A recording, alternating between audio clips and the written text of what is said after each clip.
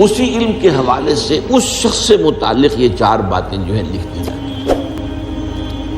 اب اس کو سمجھنا چاہیے، اصل میں جو بات مسئلہ تقدیر کے سمجھنے میں، جو یوں سمجھیے کہ ایک بہت آسان فارمولہ ہے اگر سمجھنا چاہے انسان، اور یہ میں عرض کر چکا ہوں کہ سمجھنا چاہیں گے تو سمجھ جائیں گے، تفصیل میں جائیں گے تو الجھ جائیں گے، اور مناظرہ اور مباحثہ کریں گے تو گمراہ ہو جائیں گے۔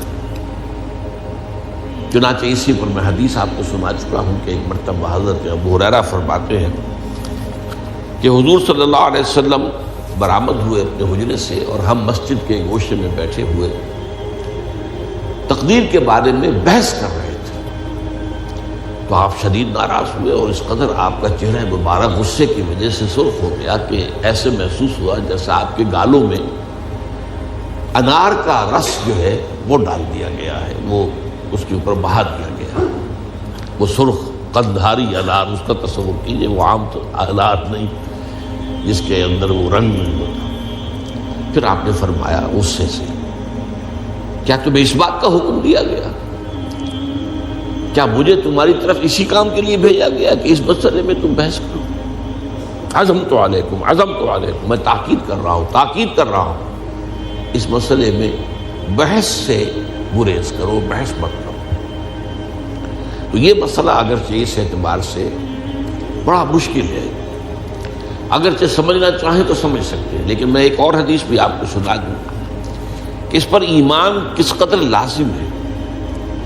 یہ ایک تابعی ہے حضرت ابن دالمی رحمۃ اللہ علیہ، وہ فرماتے ہیں، طویل حدیث ہے، میں اس کا خلاصہ بیان کر رہا ہوں، کہ میرے دل میں تقدیر کے بارے میں کچھ وسوسے پیدا ہوئے، تو میں نے جو بھی کبار صحابہ اس وقت زندہ تھے، بقید حیات تھے، ان سب سے ملاقات کی۔ ابی ابن کعب رضی اللہ تعالی عنہ، جن کے بارے میں حضور نے فرمایا ہے کہ اقرأہم ابی ابن کعب، میرے صحابہ میں قرآن کا سب سے بڑا عالم ابی ابن کعب۔ ان کے علاوہ عبداللہ ابن مسعود کے پاس بھی میں گیا رضی اللہ تعالیٰ عنہ، جن کی حدیث ہم پڑھ رہے ہیں۔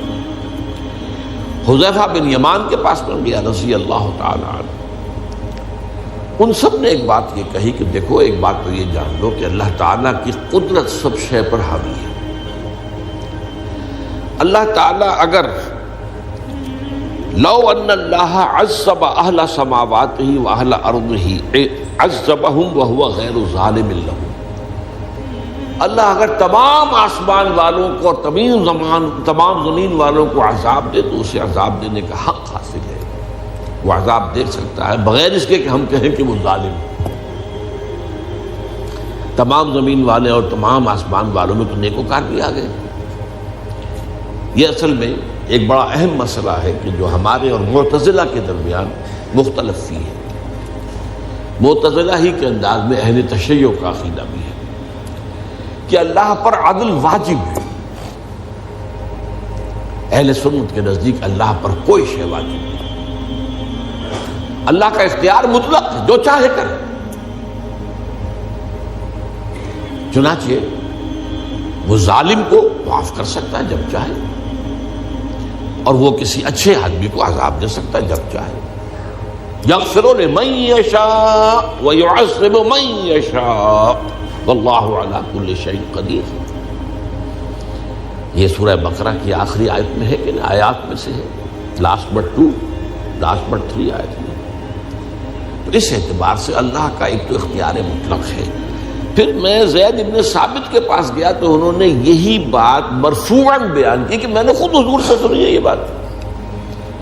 باقی 3 صحابہ کے بارے میں تو وہ کہتے ہیں کہ انہوں نے گویا کہ اپنی رائے کا اظہار کیا، اور اگر اللہ تعالیٰ چاہے لو رحمہم، تمام آسمان والوں اور تمام زمین والوں کو بخش دے اور رحم کرے، لکانت رحمتہ خیرا لہم من اعمالہم، تو اس کی رحمت جو ہے وہ یقیناً لوگوں کے اعمال سے بہت بالا ہے، بلند و برتر ہے، تو جو چاہے کرے۔